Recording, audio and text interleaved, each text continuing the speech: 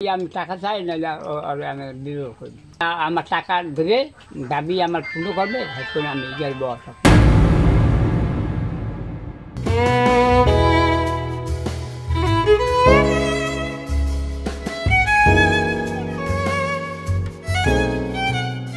প্রেম মানে না বয়স, মানে না বাধা। তবে সেই প্রেম যখন অর্থ আর প্রতারণার অভিযোগে জড়িয়ে পড়ে, তখন তা হয়ে ওঠে আলোচনার ঝড়। পিরোজপুরের মঠবাড়িয়ায় এমনই এক ঘটনা ঘটেছে, যেখানে ৭৫ বছর বয়সী এক বৃদ্ধ প্রেমে পড়েছেন ৩৫ বছর বয়সী এক নারীর। বিষয়টি এখন পুরো দেশের আলোচনার কেন্দ্রবিন্দু।